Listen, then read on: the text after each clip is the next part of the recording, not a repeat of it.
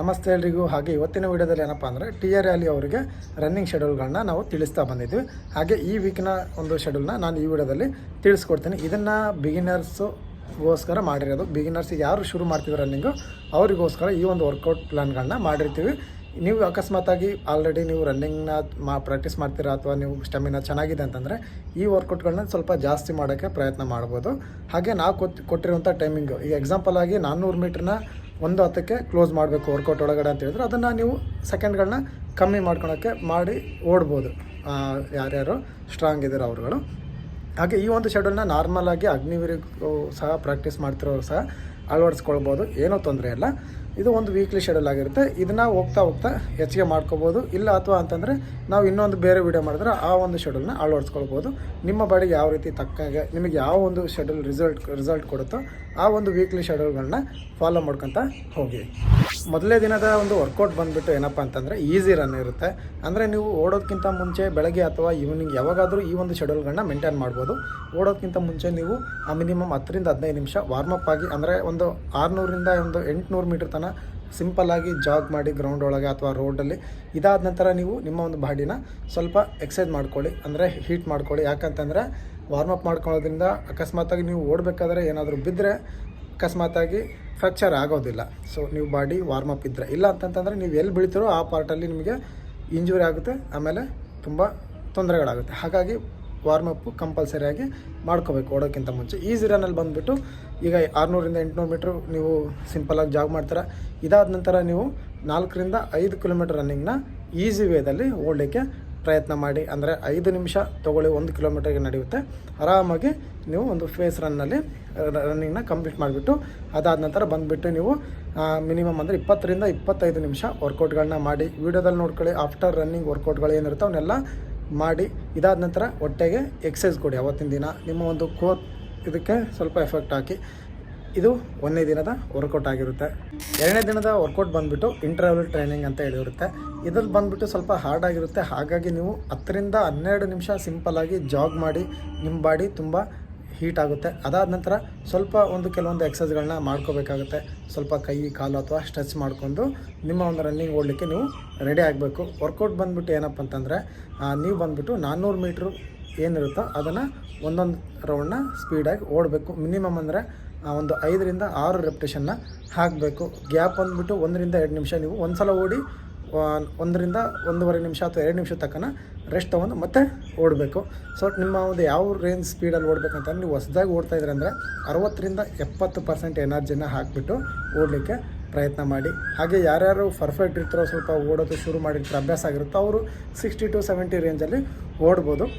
ಈ ರೀತಿ ಓಡೋದ್ರಿಂದ ಏನು ಯೂಸ್ ಆಗುತ್ತಪ್ಪ ಅಂತಂದರೆ ಇದರಿಂದ ನಿಮ್ಮ ಒಂದು ರನ್ನಿಂಗ್ ಸ್ಪೀಡು ಇಂಪ್ರೂವ್ ಆಗುತ್ತೆ. ಅಂದ್ರೆ ನೀವು ಯಾವತ್ತು ಕಾಂಪಿಟೇಷನ್ ಮಾಡ್ತಿರಲ್ಲ ಆವಾಗ ಇದರ ರಿಸಲ್ಟ್ಗಳು ಗೊತ್ತಾಗುತ್ತೆ. ಹಾಗೆ ಇದಾದ್ಮೇಲೆ ನೀವು ವರ್ಕೌಟ್ ಮುಗಿಸಿದ ನಂತರ ಸೇಮ್ ಮಿನಿಮಮ್ 20 ರಿಂದ 25 ನಿಮಿಷ ವರ್ಕೌಟ್ ಮಾಡಿ. ಈ ದಿನ ನಿಮ್ಮ ಒಂದು ಕಾಲುಗಳಿಗೆ ಎಕ್ಸಸೈಸ್ಗಳನ್ನ ಜಾಸ್ತಿ ಫೋಕಸ್ ಮಾಡಿ. 2ನೇ ದಿನದ ಒಂದು ವರ್ಕೌಟ್ ಜಾಸ್ತಿ ಹಾರ್ಡ್ ಆಗಿರುತ್ತೆ. ಹಾಗಾಗಿ 3ನೇ ದಿನಕ್ಕೆ ಅದಕ್ಕೆ ತಕ್ಕನಾಗಿ ನಾವು ವರ್ಕೌಟ್ಗಳನ್ನ ಕೊಡಬೇಕಾಗುತ್ತೆ ನೆಕ್ಸ್ಟ್ ಡೇಗೆ. ಈಗ 3ನೇ ದಿನ ಯಾವ ರೀತಿ ವರ್ಕೌಟ್ ಮಾಡಬೇಕಪ್ಪ ಅಂತಂದರೆ ಮಿನಿಮಮ್ 10 ರಿಂದ 15 ನಿಮಿಷ ಸಿಂಪಲ್ಲಾಗಿ ಜಾಗ್ ಮಾಡಿ. ಇದಾದ ನಂತರ ಬಾಡಿನ ಸ್ವಲ್ಪ ಎಕ್ಸಸೈಸ್ ಮಾಡ್ಕೊಳ್ಳಿ. ಇದಾದ ನಂತರ ನೀವು ಅವತ್ತಿನ ದಿನ ಓಡುವಂಥ ಅವಶ್ಯಕತೆ ಇರೋದಿಲ್ಲ, ಜಾಗ್ ಮಾಡಿರ್ತೀರಲ್ವ ಸಾಕು. ಇದಾದಮೇಲೆ ನೀವು ಬಂದುಬಿಟ್ಟು ಎಕ್ಸಸೈಸ್ಗಳನ್ನ ಮಾಡಬೇಕು. ಲೆಗ್ ಎಕ್ಸಸೈಸ್ಗಳನ್ನ ಯೂಟ್ಯೂಬಲ್ಲಿ ನೋಡ್ಕೊಂಬಿಟ್ಟು ಯಾವ ರೀತಿ ಮಾಡಬೇಕು ಅನ್ನೋದನ್ನ ನಿಮಗೆ ಸ್ಕ್ರೀನ್ಶಾಟಲ್ಲಿ ಹಾಕ್ತೀನಿ. ಆ ಥರದ ಎಕ್ಸಸೈಸ್ಗಳನ್ನ ಮಾಡಿ. ಇದಾದ ನಂತರ ನೀವೊಂದು ಕೋರ್ ವರ್ಕೌಟ್ನ ಮಾಡಿ. ನಿಮ್ಮ ಒಂದು ಹೊಟ್ಟೆಗೆ ಎಕ್ಸಸೈಸ್ನ ಜಾಸ್ತಿ ಕೊಡಿ. ಹಾಗೆ ಚೆಸ್ಟಿಗೆ ವರ್ಕೌಟ್ನ ಕೊಡಿ, ಪುಷಪ್ಸ್ ವರ್ಕೌಟ್ ಮಾಡಿ. ಈ ರೀತಿ ಎಲ್ಲವನ್ನು 3 ಸೆಟ್ಟು ವರ್ಕೌಟ್ ಮಾಡಿ. ಹಾಗೆ ನಿಮ್ಗೆ ಯಾವುದಾದ್ರೂ ಎಕ್ಸಸೈಸ್ಗಳು ಗೊತ್ತಿದ್ರೆ ಅವನ್ನ ಸೆಟ್ ವೈಸು ಮಾಡಿ. ರಿಪಿಟೇಷನು 3 ಸೆಟ್ಟು ಎಲ್ಲ ಎಕ್ಸಸೈಸ್ಗಳನ್ನ ಮಾಡಿ. ಇಷ್ಟು ಮಾಡಿ ಬಾಡಿ ಕೂಲ್ ಡೌನ್ ಮಾಡ್ಕೊಂಬಿಟ್ಟು ಅವತ್ತಿನ ಒಂದು ವರ್ಕೌಟ್ನ ಕಂಪ್ಲೀಟ್ ಮಾಡಿ. 4ನೇದ ವರ್ಕೌಟ್ ಏನಪ್ಪ ಅಂತಂದರೆ 800 ಸ್ಟಾರ್ಟ್ ಮಾಡೋಣ. 800 ಆದಮೇಲೆ 400 ಆದಮೇಲೆ 200. ಈ ಥರ 3 ರೆಪ್ಟೇಷನ್ನ ಒಂದೊಂದಾಗಿ ಹಾಕಿ.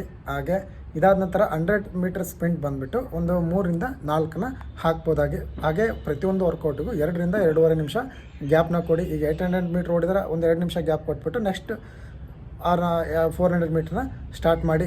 ಸುಮಾರಾಗಪ್ಪ ಅಂತಂದರೆ ಯಾವ ರೇಂಜಲ್ಲಿ ಓಡಬೇಕಂತಂದರೆ 60 ರಿಂದ 70% ರೇಂಜಲ್ಲಿ ಓಡಿ. ಹಾಗೆ ಇದು ಮಾಡೋಕ್ಕಿಂತ ಮುಂಚೆ ಕಂಪಲ್ಸರಿಯಾಗಿ ಮುಂಚೆ 10ರಿಂದ 12 ನಿಮಿಷ ಜಾಗಿಂಗ್ ಮಾಡಿ, ಇದಾದ ನಂತರ ಎಕ್ಸಸೈಸ್ ಮಾಡ್ಕೊಳ್ಳಿ ಕೆಲವೊಂದು ಲೈಟಾಗಿ. ಇದಾದ ನಂತರ ಈ ವರ್ಕೌಟ್ನ ಶುರು ಮಾಡಿ. ಈ ವರ್ಕೌಟ್ ಕಂಪ್ಲೀಟ್ ಆದಮೇಲೆ ನೀವು ಕಂಪಲ್ಸರಿಯಾಗಿ ಕೂಲ್ ಡೌನ್ ಎಕ್ಸಸೈಸ್ಗಳನ್ನ ಮಾಡಲೇಬೇಕಾಗುತ್ತೆ. 20ರಿಂದ 25 ನಿಮಿಷ ನೀವು ಗ್ರೌಂಡಲ್ಲಿ ಕೂತ್ಕೊಂಡು ಕೆಲವೊಂದು ಎಕ್ಸಸೈಸ್ಗಳನ್ನ ಮಾಡ್ಕೊಂಡು ಮನೆ ಕಡೆ ಹೋಗ್ಬೋದು. ಹಾಗೆ 5ನೇ ದಿನದ ವರ್ಕೌಟ್ ಏನಪ್ಪ ಅಂತಂದರೆ ಲಾಂಗ್ ರನ್ನಿಂಗ್ ಇರುತ್ತೆ. ಯಾರ್ಯಾರು ಹೊಸ್ದಾಗಿ ಸ್ಟಾರ್ಟ್ ಮಾಡಿರ್ತೀರೋ, ಅಂದರೆ ಇವತ್ತಿನವರೆಗೂ ಓಡಿಯಲ್ಲ, ನಾವು ಈಗ ಸ್ಟಾರ್ಟ್ ಮಾಡಿದ್ದೀವಿ 1 ತಿಂಗಳಿಂದ ಓಡೋಕ್ಕೆ, ಅಂಥವರು ಮಿನಿಮಮ್ ಅಂದರೆ 4ರಿಂದ 5 ಕಿಲೋಮೀಟ್ರ್ ಪ್ರಯತ್ನ ಮಾಡಿ. ಯಾರ್ಯಾರು ಪರ್ಫೆಕ್ಟ್ ಇದ್ದರೂ ಓಡೋರು ಅವರು 7 ಕಿಲೋಮೀಟ್ರ್ ಮೇಲೆ ನಿಮಗೆ ಇಷ್ಟ ಬಂದಷ್ಟು ಹೋಗ್ಬೋದು. ಹಾಗೆ ಪ್ರತಿಯೊಂದು ಕಿಲೋಮೀಟರು ಮಿನಿಮಮ್ ಅಂದರೂ 4:20ರಿಂದ 4:40 ಒಳಗಡೆ ಕ್ಲೋಸ್ ಮಾಡೋಕ್ಕೆ ಪ್ರಯತ್ನ ಮಾಡಿ. ಇದರಿಂದ ನಿಮ್ಮ ಒಂದು ಏರೋಬಿಕ್ ಬಿಲ್ಡ್ ಆಗುತ್ತೆ, ಅಂದರೆ ಆಮ್ಲಜನಕದೊಂದಿಗೆ ಓಡೋ ಕೆಪಾಸಿಟಿ ನಿಮ್ಮದು ಬಿಲ್ಡ್ ಆಗುತ್ತೆ. ಏರೋಬಿಕ್ ನಿಮ್ಮ ಕೆಪಾಸಿಟಿ ಬಿಲ್ಡ್ ಆಯ್ತು ಅಂತಂದರೆ ನಿಮಗೆ 1600 ಮೀಟ್ರಲ್ಲಿ ಒಳ್ಳೆ ರಿಸಲ್ಟ್ ಬರುತ್ತೆ. ಫಸ್ಟ್ 800 ಮೀಟ್ರ್ ನಿಮಗೆ ಒಳ್ಳೆ ರಿಸಲ್ಟ್ ಸಿಗುತ್ತೆ. ಹಾಗಾಗಿ ಈ ಒಂದು ಲಾಂಗ್ ರನ್ನಿಂಗ್ ಒಳಗಡೆ ನಿಮ್ಮ ಬಾಡಿನ ಇಂಪ್ರೂವ್ ಮಾಡ್ಕೋಬೇಕಾಗುತ್ತೆ. ಲಾಂಗ್ ಸ್ಟೆಪ್ ಹಾಕಲಿಕ್ಕೆ, ಹಾಗೆ ನೀವೊಂದು ಬ್ರೀತಿಂಗ್ ಸಿಸ್ಟಮ್ನ ತುಂಬಾ ಪಾಯಿಂಟ್ಗಳನ್ನು ಈ ಒಂದು ಲಾಂಗ್ ರನ್ ಒಳಗಡೆ ನಾವು ಸೆಟ್ ಮಾಡ್ಕೋಬೋದು. ಹಾಗಾಗಿ ವಾರದಲ್ಲಿ 1 ದಿನ ನಾವು ಲಾಂಗ್ ರನ್ನಿಂಗ್ನ ಕಂಪಲ್ಸರಿಯಾಗಿ ಹೋಗಬೇಕಾಗತ್ತೆ. ಹಾಗೆ 6ನೇ ದಿನ ಬಂದುಬಿಟ್ಟು ಹಪ್ಪಿಲ್ಸ್ ವರ್ಕೌಟ್ನ ಮಾಡೋದು. ನೀವು ಎಲ್ಲಾದರೂ ಒಂದು 100 ಮೀಟರ್ಸು ಸ್ವಲ್ಪ ಸ್ಲೋಪ್ ಆಗಿರೋಂಥ ಜಾಗನ ನೋಡ್ಕೊಳ್ಳಿ, ಸ್ವಲ್ಪ ಲೈಟಾಗಿ ದಿಬ್ಬ ಇರುವಂಥ ಜಾಗನ. ಅಲ್ಲಿ ಹೋಗ್ಬಿಟ್ಟು ನೀವು ಅದಕ್ಕಿಂತ ಮುಂಚೆ 1.5ರಿಂದ 2 ಕಿಲೋಮೀಟ್ರ್ ನೀವು ಜಾಗ್ ಮಾಡಿರಬೇಕು, ವಾರ್ಮಪ್ ಆಗಿರಬೇಕು. ಕೆಲವೊಂದು ಎಕ್ಸಸೈಸ್ಗಳನ್ನ ಮಾಡ್ಕೊಂಬಿಟ್ಟು ನೀವು ಓಡಲಿಕ್ಕೆ ರೆಡಿಯಾಗಿ. ಇದಾದ ನಂತರ ನೀವು ಏನು ಅಪ್ ವರ್ಕೌಟ್ ಹೇಳಿದ್ನಲ್ಲ ಆ ಜಾಗದಲ್ಲಿ ಹೋಗ್ಬಿಟ್ಟು ನೀವು ಅಪ್ ಡೌನ್ ವರ್ಕೌಟಲ್ಲಿ ಅಲ್ಲಿ ಹೋಗ್ಬಿಟ್ಟು ನೀವು 100 ಮೀಟರ್ಸ್ ಏನು ಮೇಲ್ಗಡೆ ಇರುತ್ತಲ್ವ, ಹೋಗ್ಬೇಕಾದ್ರೆ ಒಂದು 60 to 70% ಸ್ಪೀಡಲ್ಲಿ ಓಡೋಗಬೇಕು. ಅಲ್ಲಿ ಹೋಗ್ಬಿಟ್ಟು 20ರಿಂದ 30 ಸೆಕೆಂಡ್ ಅಷ್ಟೇ ರೆಸ್ಟ್ ಮಾಡಿಬಿಟ್ಟು ವಾಪಸ್ ಅಲ್ಲಿಂದ ಡೌನ್ಗೆ ಬರಬೇಕು. ಡೌನ್ ಬರಬೇಕಾದ್ರೆ 70 to 85% ತನಕ ನೀವು ಎನರ್ಜಿನ ಹಾಕ್ಬೋದು. ಡೌನ್ ಬರ್ತಿರ್ಬೇಕಾದ್ರೆ ನಿಮ್ಮ ಒಂದು ಲೆಗ್ಗಳನ್ನ ಎಷ್ಟು ಸಾಧ್ಯನೋ ಅಷ್ಟು ಓಪನ್ ಮಾಡಿ ಸ್ಟೆಪ್ಗಳನ್ನ ಹಾಕಲಿಕ್ಕೆ ಪ್ರಯತ್ನ ಮಾಡಿ. ಇದರಿಂದ ನಿಮಗೆ ತುಂಬ ಯೂಸ್ ಆಗುತ್ತೆ ರನ್ನಿಂಗ್ ಮಾಡಬೇಕಾದ್ರೆ. ಈ ಒಂದು ವರ್ಕೌಟ್ನ ಮಿನಿಮಮ್ ಅಂದರೆ ಒಂದು 8 ಶೆಡ್ಯೂಲ್ನ ಮಾಡಿ, ಒಂದು 8 ಮೇಲಕ್ಕೆ 8 ಕೆಳಕ್ಕೆ ಈ ರೀತಿ ಓಡಲಿಕ್ಕೆ ಪ್ರಯತ್ನ ಮಾಡಿ. ಇದರಿಂದ ತುಂಬ ಒಳ್ಳೆಯ ರಿಸಲ್ಟ್ ಬರುತ್ತೆ ನಿಮಗೆ. ಇದಾದ ನಂತರ 7ನೇ ದಿನ ಅಂತಂದರೆ ಭಾನುವಾರ. ಇವತ್ತಿನ ದಿನ ನೀವು ಸೈಕ್ಲಿಂಗ್ ಮಾಡ್ಬೋದು, ಸ್ವಿಮ್ಮಿಂಗ್ ಮಾಡ್ಬೋದು, ಇಲ್ಲ ಅಥವಾ ನಾರ್ಮಲಾಗಿ ಜಾಗ್ ಮಾಡಿಬಿಟ್ಟು ನಿಮ್ಮ ಒಂದು ಬಾಡಿನ ರೆಸ್ಟ್ ಮಾಡ್ಬೋದು.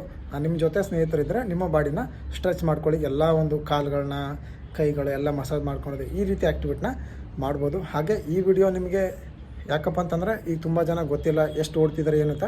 ಹಾಗಾಗಿ ಎಲ್ಲದನ್ನೂ ಯೋಚನೆ ಮಾಡಿಬಿಟ್ಟು ವರ್ಕೌಟ್ಗಳನ್ನ ತುಂಬ ಈಸಿಯಾಗಿ ಈ ಒಂದು ವಿಡಿಯೋದಲ್ಲಿ ತಿಳಿಸ್ಕೊಟ್ಟಿದ್ದೀನಿ. ಬಟ್ ವರ್ಕೌಟ್ ಶೆಡ್ಯೂಲೇ ಬೇರೆ ಇದೆ.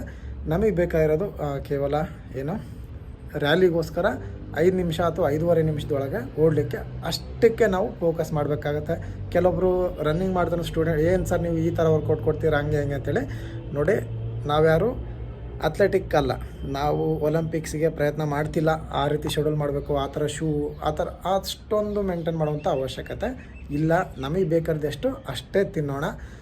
ಬೇರೆ ಯಾರಾದರೂ ಏನಾದರೂ ಅಂದ್ಕೊಳ್ಳಿ, ನಾವು ಎಷ್ಟು ಗೈಡ್ ಮಾಡ್ತೀವೋ ಅಷ್ಟನ್ನ ಓಡೋಕ್ಕೆ ಪ್ರಯತ್ನ ಮಾಡಿ. ನಮ್ಮ ಮೇಲೆ ನಂಬಿಕೆ ಇದ್ದರೆ ಸುಮ್ಮನೆ ಹೇಳಲ್ಲ, ನಾವು ಏನಾದರೂ ಒಂದು ಅದ್ರ ಬಗ್ಗೆ ಮಾಡಿರ್ತೀವಿ.